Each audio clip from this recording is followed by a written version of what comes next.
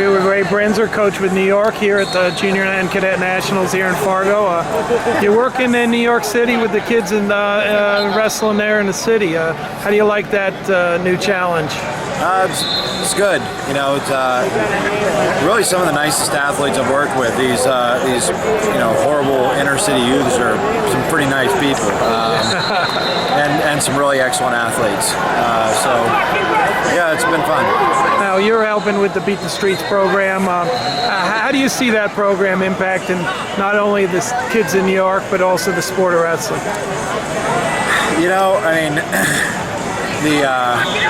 you're working in New York with a school system. It's like having a school district with about 1.2 million students or so, and the potential there is just phenomenal. I mean, it's we have a blank slate mostly. We have the opportunity to do things probably pretty much right from the ground up. We have some very talented athletes who love the sport, you know, and before I was working with them, they did a fine job of really getting that love through to them. There's a ton of organizational stuff that remains to be done. I mean, it's probably closer to the beginning than maturity, but I think we're starting to get a good vision and make progress, and I think. When the pieces go together, everyone will know. Because you can tell it's not working yet. Because if it was working, this is going to be an enormous powerhouse, and everybody would know New York City wrestling for sure. Well, I mean, they're starting to hear about it. We had a girl that won 2 titles here in Fargo last summer, and had a kid in the finals of the New York State high schools that came out of the program. I mean, what makes those kids the possible stars in wrestling? Is it just numbers, or does it have a little bit to do with the culture they grow up in, and being from such a big place with such a diverse life? You know, it's numbers are a big factor. It's that numbers mean just sheer talent, and the pool that you can draw from is pretty huge. I think the kids that you've seen so far are pretty attributable to the wrestling culture that's been built. But when you look at what could happen, it's such a different world. You have the potential, for instance, right now, if we want to get really tough competition, we get in vans, we leave the city, we go find kids in New Jersey, upstate, or New York, or Pennsylvania.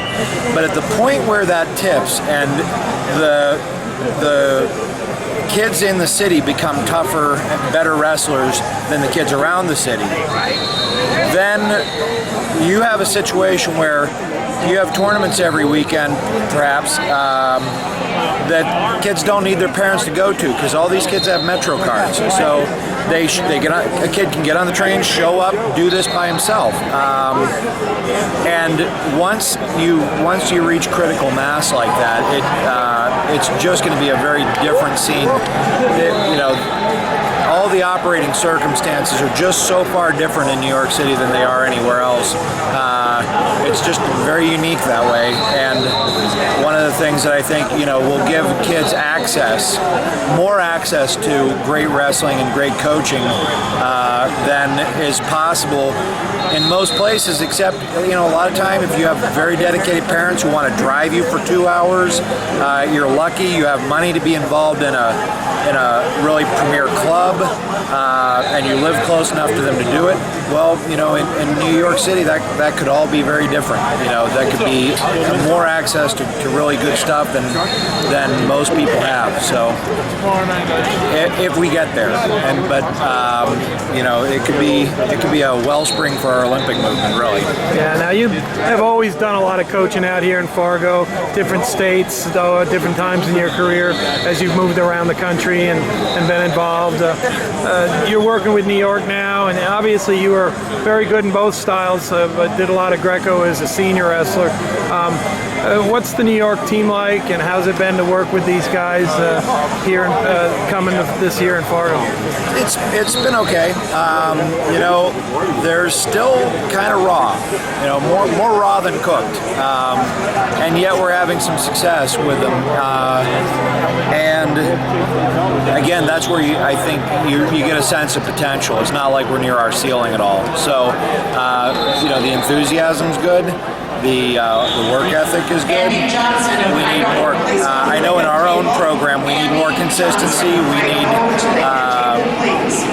we need to start a little younger. I mean, we're having kids place in the New York State tournament who started wrestling in 9th or 10th grade. Which is kind of crazy. And we're looking to, so far, I'll see more tomorrow of our guys. But that's the same thing. How far can we take those guys? Now, if we start reaching back a little further, getting them younger, really doing the tournament circuit, getting them training year round,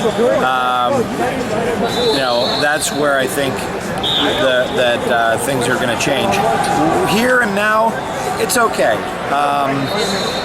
I don't think we're set for a dominant showing yet, but it's not about dominating right now necessarily. It's about some progress. And if this year is better than last year and next year is better than this year, things will work out. Now, you've obviously worked with this age kid for a long time. I mean, specifically in Greco, what kind of skills and things do you need to be successful in this event? It's fairly minimal, and that actually is a worry to me a little bit. To be successful in Greco at this event, you need to be usually a good athlete, just a strong kid. If you can pummel well, you have a good gut wrench, you can go a long way. One of the things that worries me is that's not necessarily the skill set that we need to succeed internationally. Right. So I had a parent about a year ago of a very prominent wrestler who has won this tournament. I was talking about back steps and suplex, and he said to me, "Well, you don't win Fargo by throwing." I went like, yeah. Well, first I said I did, but when I thought about it later, I thought the better answer with that was you don't win world championships by pummeling. Right. And I think we try to do that too much. It's one thing for a dog to bark and another for it to have teeth, and we need to go out and throw people and score points. And that's the kind of culture that I think we need to bring to this. So I think what you need to win here can be construed very minimally. I think you can win this tournament with a good pummeling and a front headlock, or a good pummeling and a slide by and a gut wrench. But what you need to be a dominant wrestler, it's not like it's going to stop you from winning here. Right. But I think we need to be looking at a much more open and dynamic style, which is definitely what I'm encouraging. So, and I try to tell this too to the kids that are winning this tournament. This is a training tournament.